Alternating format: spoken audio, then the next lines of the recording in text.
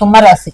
ఈ కుంభరాశి వాళ్ళకి ఆదాయం 8, వ్యయం 14, రాజ్యపూజ్యం 7, అవమానం 6. కానీ అన్నీ బాగానే ఉన్నాయి. గ్రహాలు కూడా మంచి ఏళ్ళనాటి సింహం అధికంగా ఉంది, ఇబ్బంది పడుతున్నారు.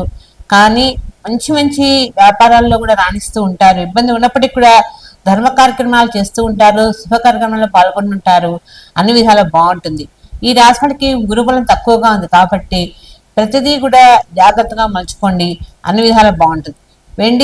వెండి బంగారు విలువ వస్తువులకి కొంచెం శ్రీకారం కొనాలని ఆందోళన ఆసక్తి పెరుగుతుంది.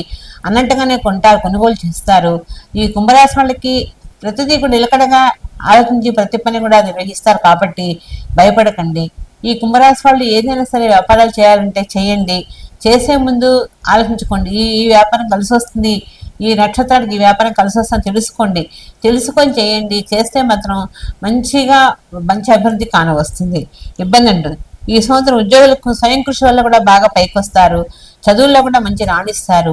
విదేశీయానాలు అధికంగా ఉంటాయి, పిల్లలు విదేశాలు వెళ్ళడానికి ఆస్కారం ఉంటుంది. కానీ విదేశాలు వెళ్ళాలనే ఆలోచన ఉన్నప్పటికీ కూడా చాలా ఇబ్బందులు కూడా వస్తాయి. వచ్చినా ఒకసారి 2-3 సార్లు ఎగ్జామ్స్కి వెళ్తుంటారు, అవి పాస్ అవ్వలేని భయపడుతుంటారు. కానీ ఏదో విధంగా ఫారెన్ వెళ్ళే ఛాన్సెస్ ఉంటాయి, ఇబ్బంది అంటూ ఉండదు. ఈ కుంభరాశి వాళ్ళకి ఏలినాడిసిన దోషం ఉన్నప్పటికీ కూడా అన్నీ సక్రమంగా నెరవేరుతాయి, ఇబ్బంది లేకుండా జరిగిపోతాయి. కాబట్టి ప్రతి కూడా చక్కగా నిర్వహించుకోండి.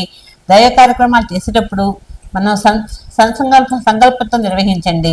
ప్రతి కూడా మంచిగా ఆలోచన చేసుకున్నట్లయితే అన్ని విధాలు బాగుంటుంది.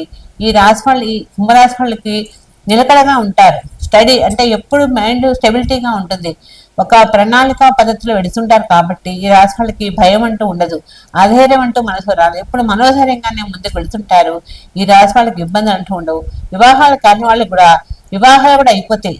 ఈ సంవత్సరం అంతా బాగుంది వాళ్ళకి. ఏమీ భయపడకుండా ముందుకు అడుగు వేయండి, అన్ని విధాలు కలిసి వస్తుంది.